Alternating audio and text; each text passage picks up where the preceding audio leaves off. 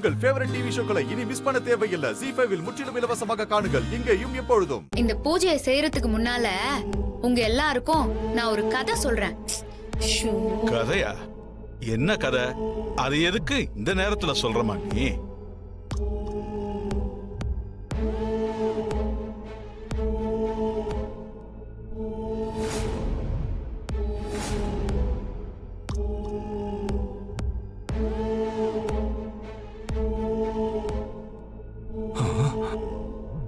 என்ன தமன்னா, மொத்தம் 6 பேர் இருக்கு.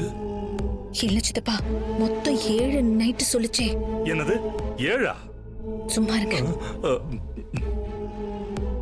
என்ன சித்தப்பா, நீங்களே காட்டி கொடுத்துருவீங்க போல இருக்கு. ஆமா தாத்தா, இப்ப நான் சொல்ல போற இந்த கதைக்கும் இன்னைக்கு இங்க நடக்க போற சம்பவத்துக்கும் நிறைய ஒத்துமை இருக்குது. மகாபாரதம் நிகழ்ந்த காலகட்டத்துல அர்ஜுனனோட பேரனும் அபிமன்யுவோட மகனுமான பரீட்சித்தன்னு ஒரு ராஜா பூமிய ஆண்டு வந்தாரு. அவர் ஒரு நாள் வனத்துக்கு வேட்டைக்கு போயிருந்தப்போ தன்னோட வந்த படையினரை விட்டு விலகி ஒரு நடு வனத்துக்குள்ள போயிட்டாரு. அப்பதான் யதார்த்தமா ஒரு தவத்துல இருந்த ரிஷிய பார்த்தாரு.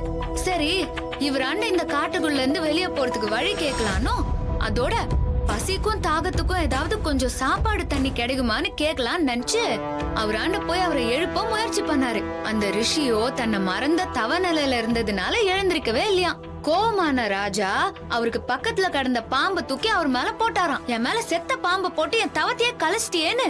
அடுத்து வர 7ஆவது நாள் நீ பாம்பு கட்சி இறக்க வேண்டிய வரும்னு சாபத்தை கொடுத்தாராம். தன்னோட தப்ப உணர்ந்த ராஜாவும் செஞ்ச தப்புக்கு அவராண்ட மன்னிப்பு கேட்டுக்கிறாரு. சரின்னு அந்த ரிஷி அவர் மேல பரிதாபப்பட்டு தன்வந்திரி பகவான் கிட்ட ஆசீர்வாதம் வாங்கினா அவரு பொழைச்சுக்குவாரு அப்படின்னு அந்த சாபத்தை மாத்தி விட்டுக்கிறாரு. இந்த கதையில அடுத்து வரதுதான் இப்ப நான் சொல்ல போற முக்கியமான பாயிண்ட். அந்த ரிஷி சாபத்தை மாத்தி சொன்னதும் அந்த ராஜா கொஞ்சம் கூட தாமதிக்காம உடனே பகவான் தன்வந்திரிய மனசுல நினைச்சுக்கின்னு தவத்துல உட்கார்ந்தாரு. அவரோட தவத்தை பார்த்து மனசிறங்கி தன்வந்திரி பகவானும் உடனே கிளம்பி அவர் அரண்மனைக்கு வரத்துக்கு ரெடி ஆனாரு. அப்பதான் ஒரு சம்பவம் நடந்துச்சு. ராஜா பரீட்சத்துக்கு கொடுக்கப்பட்ட அந்த சாப காலத்தின் அதாவது 7ஆவது நாள் வந்தது.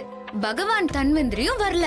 அதனால அந்த ராஜா தன்னை பாம்பு கடிக்காம இருக்க ஒரு ரூம்குள்ள போய் பத்திரமா இருக்காரு. ராஜாக்கு சாப்பாடு கூட சின்ன ஓட்ட வழியா தான் கொடுத்தாங்க.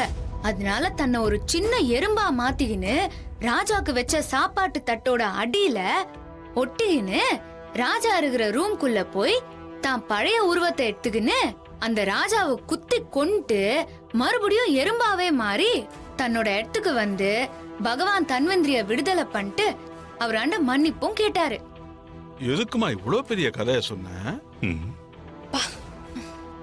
அதான் சொன்னனே, இந்த கதைக்கும் இப்போ இங்க நடக்க போற சம்பவத்துக்கும் ஒரு முடிச்சிருக்குதுன்னு. ஏலேக்கா, எதுக்கு இப்ப இவ இவ்வளவு பெரிய கதையை விடுறா? அவ ஏதோ நம்பிக்கையில நான் அழிச்சிருவேன்னு சொல்லிட்டான். இப்ப நேரம் ஆக ஆக பயத்துல அவளுக்கு பைத்தியம் பிடிச்சிருச்சு போல. அதான் ஏதோ உளர்றா. தமன்னா, இச்சாதாரி செம்ம காண்டாயிடுச்சு. அது இங்க இருக்கிறது தெரியாம ராணி வேற அடிச்சு விட்டுக்கிட்டு இருக்கா. சரி தாத்தா, இப்ப நான் சொன்ன கதைக்கும் நம்ம வீட்ல நடக்க போற சம்பவத்துக்கும் ஒரு தொடர்பு இருக்குது. அது இந்த பூஜை முடியும் போது உங்க எல்லாருக்கும் தெரியும். ZEE5 ஆப்பை டவுன்லோட் செய்து அனைத்து எபிசோடுகளையும் இலவசமாக பாருங்க.